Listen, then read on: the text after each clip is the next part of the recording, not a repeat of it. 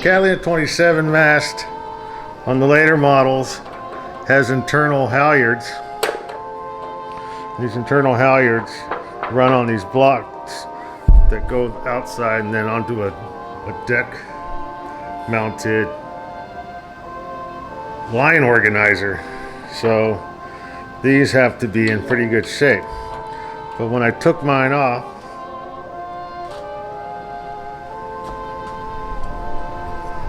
to clean them up and inspect, I noticed that there was quite a lot of play in there. So I'm thinking, oh, they must be worn out. I don't know how. I don't think this thing's been sailed that long, that many hours, but that's unacceptable to me as far as I can tell. So I thought maybe I'll get another one, another exit block, but I couldn't find one that fit inside this pre-cut hole. And as you can see right here, the idiot who owned this boat before me drilled a huge hole right next to the exit block to run, I guess, the antenna cable through it. I'm not sure, but that's what I suspect. But if he'd have put it somewhere else, maybe here and very small, just big enough for the wire, and then put the terminals on afterwards, that would have been fine.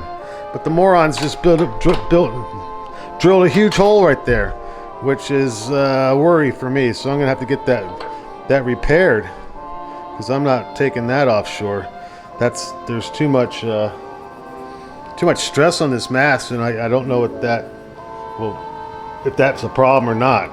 So I'm just gonna have it welded. I'm just gonna have a plug put in and welded up, and then I'll run this antenna coax and the lighting wires and the radar cable through the mast step that bolts onto the hull. So anyway, back to this thing. This thing's too loose. It really bugged me, so I had to grind off the little welds right here and take the pin out. It was welded, just spot welded on both, not spot welded, but it was just welded on both sides. So I dug that out to see what's going on, and I found a 1/4 inch pin in there, and it's about an 8mm, just under 8mm hole. It's not 5/16, but it's round. It's not oblonged out. So I don't know what's the deal. So I'm going to open this hole up just a little bit. Open this hole up just a little bit and put a 5/16 pin in it and put it back in, because I couldn't find I wanted a ball bearing sheave that'll fit in there, maybe a little bit bigger, but certainly no smaller, but I couldn't find one anywhere. They're all either too big or too small. So I'm going to run these and lube them up, but I'm going to put a 5/16 pin through there.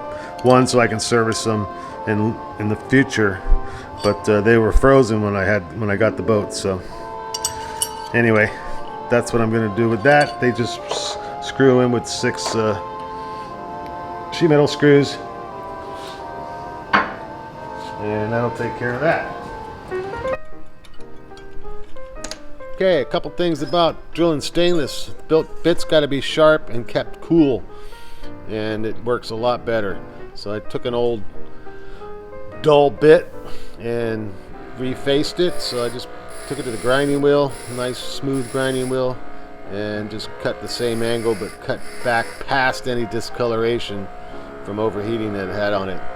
So it's just another flat finish there, and then cut about 2/3 of the back end off of it, so the front of the bit grabs the metal, tears it off, and then it has a place to go behind it. You can see right there, if it focuses, yes. And that's what it looks like. So if you get your bit looking like that, take a drink of water, because it's freaking hot out. Dip the drill bit in the water, and you'll see it start to steam as soon as I start drilling here. And the battery's a little low, so it kind of hung up, but yeah, it just cuts right through it. I'm not an expert on drill sharpening, so maybe that's not the right way to do it, but it works for me. And I don't have to buy a new bit every time I want to drill something hard. So yeah, went through like that, pretty easy. Dipped it every time in the water. And if you're drilling on a flat surface, you can just put a pool of water there, and that works as well. And through the aluminum, and oh, yeah. I think the bit's a little too sharp, and yeah, just kept going with that.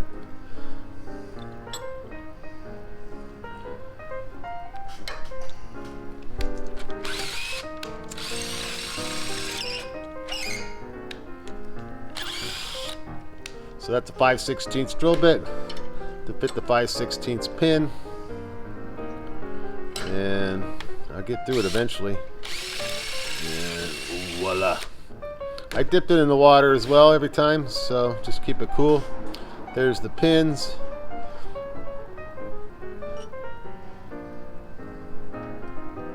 Fits perfect. Now I got to take the high spots off of the sheaves and the housing. I tried to use another drill bit, the multi-bit or unibit, and yeah, it didn't work. It's too hard to cut.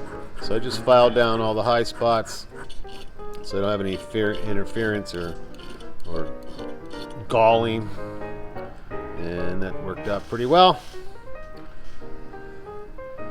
Now the rope rides in the groove, duh, but that groove can't have any burrs in it or sharp edges or anything. It'll tear up your rope. And if the sheaves don't fit evenly, you can bend that middle tang one way or the other to make it fit perfect. And I greased it with some high temp grease. Next week, the Harkin Mark IV Type 0 roller furling or the V-berth piping on the covers. I'm not sure yet. Thanks for watching. See you next time.